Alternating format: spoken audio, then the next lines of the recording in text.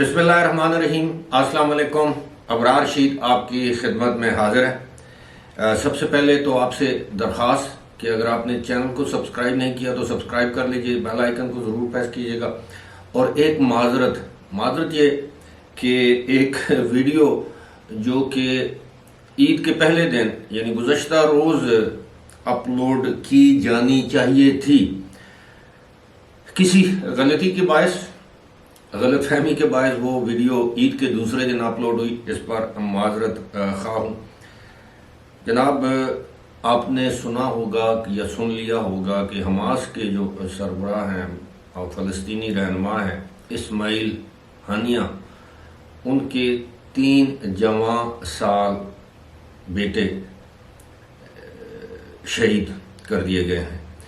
वो ईद मिलने गए एक कैंप में फ़लस्तीनी पनाह गज़ीनों को, और उनकी गाड़ी पर, तीनों बेटों की गाड़ी पर एक इसराइल ने एक मिज़ाइल दाग दिया, जिसके नतीजे में हाजिम मोहम्मद और आमिर शाती नाम के जो उनके 3 बेटे हैं वो इसमें शहीद हो गए।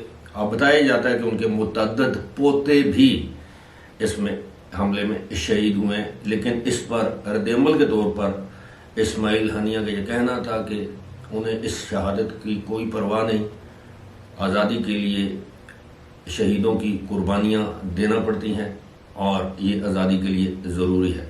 उनकी इस अज़्म और हौसले को सलाम।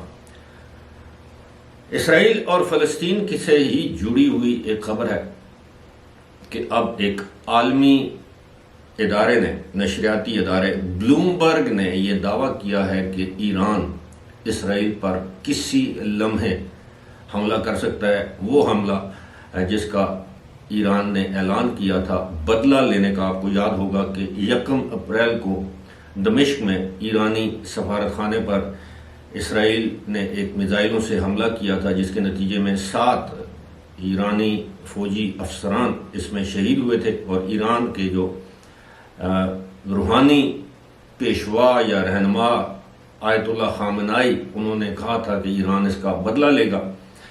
काफ़ी दिनों से बहुत सी जो कुव्वतें हैं वो ईरान को ये बावर कराने में की कोशिश कर रही थी कि ईरान ये बदला ना ले, यानी ईरान बराह रास्त इसराइल पर हमला ना करे, इस हमले से गुरेज करे, क्योंकि इसके जवाब में इसराइल ज़्यादा तबाही मचा सकता है, ईरान को ज़्यादा नुकसान पहुंचा सकता है। उधर ईरान ने 2-3 ऑप्शंस पर गौर किया, जिनमें एक ऑप्शन ये थी कि जिस तरह ईरान की एम्बेसी को निशाना बनाया गया, इसी तरह ईरान भी इसराइल की किसी एम्बेसी में हमला करे या एम्बेसी को निशाना बनाए। यहाँ ये वाज़ेह करना ज़रूरी है कि इस वक्त इसराइल ने 28 के करीब अपने सफारत खाने और कौंसल खाने मुख्तलिफ ममालिक में बंद कर दिए हैं। 28 इनकी तादाद बताई जाती है और ईरान भी यही सोच रहा है। लेकिन ईरान को यह भी मालूम है कि जिस मुल्क में इसराइली सफारत खाने पर ईरान ने अगर हमला किया तो जाहिर है उस मुल्क की नाराज़गी भी मोल लेना होगी। अब ईरान के पास 2 और ऑप्शंस हैं।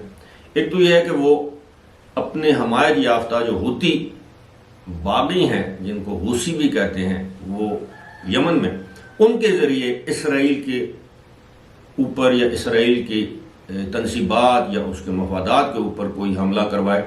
और एक आखिरी ऑप्शन है, वो ये है कि ईरान हिज़्बुल्लाह के ज़रिए, लबनान में हिज़्बुल्लाह के ज़रिए कोई मौसर हमला करवाए इसराइल पर, क्योंकि इसराइल ऑलरेडी लबनान में हिज़्बुल्लाह के ठिकानों को निशाना बनाता रहा है। हिज़्बुल्लाह के काफ़ी ज़्यादा जो कमांडर्स हैं उनको भी शहीद किया गया है हालिया दिनों में।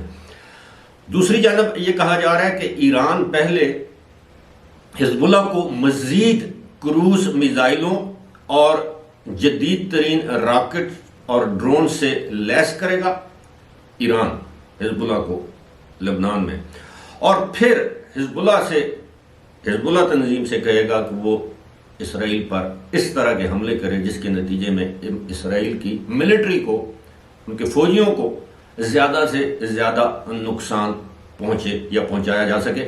और फिर ईरान इस बात की जिम्मेदारी कबूल करेगा कि ईरान ने اپنی ایمبیسی پر ہونے والے حملے کا بدلہ لے لیا ہے، اور یوں خطہ جو ہے وہ کسی طویل کشیدگی یا جنگ سے بھی بچ جائے گا۔ لیکن کیا اسرائیل اس سارے معاملے پر خاموش بیٹھے گا؟ ادھر امریکہ میں انتخابات کا سال ہے، جو بائیڈن کو شدید مخالفت کا سامنا ہے۔ اب تو جو بائیڈن بھی اسرائیلی وزیر اعظم کے خلاف بیانات دے رہے ہیں، لیکن اس ساری صورتحال میں کیا خطے میں جنگ جو ہے وہ ایران یا دیگر ممالک کے آپ جسے کہہ سکتے ہیں کہ مفاد میں ہے؟ ایسا ہرگز نہیں ہے۔ خطے میں جنگ کا شروع ہونا خاص طور پر پاکستان جیسے ممالک کے لیے انتہائی نقصان دہ ثابت ہو سکتا ہے۔ فی الحال مجھے دیجیے اجازت، خدا حافظ۔